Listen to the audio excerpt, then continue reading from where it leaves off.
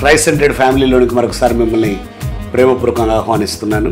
మీరందరూ రెగ్యులర్గా ప్రతి విషయాన్ని ఫాలో అవుతున్నారా? ప్రతి విషయాన్ని రాసుకుంటున్నారా?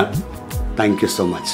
చాలామంది ఫోన్ల ద్వారా కలిసినప్పుడు వాళ్ళ ఫీడ్బ్యాక్ చెప్తున్నారు. అది ఎంతో మాకు ఎంకరేజింగ్గా ఉంది, ప్రోత్సాహకరంగా. Thank you. భార్య భర్తల మధ్యలో బంధం బలపడడానికి కమ్యూనికేషన్ అనేది చాలా ప్రాముఖ్యం అనుకున్నాం కదా. దాంట్లో 5 రకాలైన కమ్యూనికేషన్స్ మాట్లాడుతున్నాను. నిన్న మీకు చెప్పాను నేను. కాంటాక్ట్ కమ్యూనికేషన్ అంటే పైన, కంటెంట్ కమ్యూనికేషన్ కొద్దిగా డీప్. ఈరోజు 3వ కమ్యూనికేషన్ ఏంటంటే లిటిల్ మోర్ పర్సనల్ కమ్యూనికేషన్. అంటే బాగా లోతుగా కాదు, కొద్దిగా అంటే ఎంతవరకు అంటే ఇలా చేస్తే బాగుంటుంది అని ఐడియా పంచుకుంటాడు. లేకుంటే ఆమంటది ఏం కూర చేస్తే బాగుంటుంది, లేకుంటే ఎక్కడికి వెళ్తే బాగుంటుంది, ఐడియాస్ పంచుకోవడం.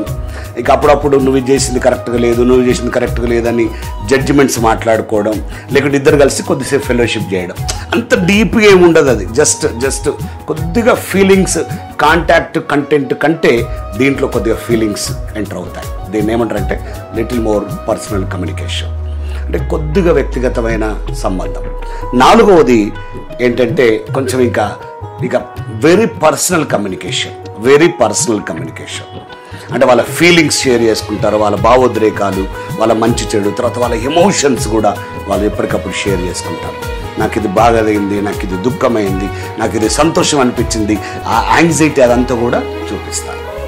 అయితే నేను ఒక మాట చెప్పనియండి, కాంటాక్ట్ కాదు, కంటెంట్ కాదు, నా లెక్క ప్రకారం లిటిల్ పర్సనల్ కాదు, లేదా డీప్ పర్సనల్, లేదా వెరీ పర్సనల్ కూడా కాదు. ఈ 4 కమ్యూనికేషన్స్ భార్యాభర్తల మధ్యలో ఉంటున్నాయి, కానీ ఒరిజినల్గా ఇది ఉండొద్దు. 5వది ఉండాలి. దాన్ని మనం రేపు నేర్చుకుందాం. God bless you. మీ మధ్యలో కమ్యూనికేషన్ పెరగాలని కోరుకుంటున్నాను. Thank you.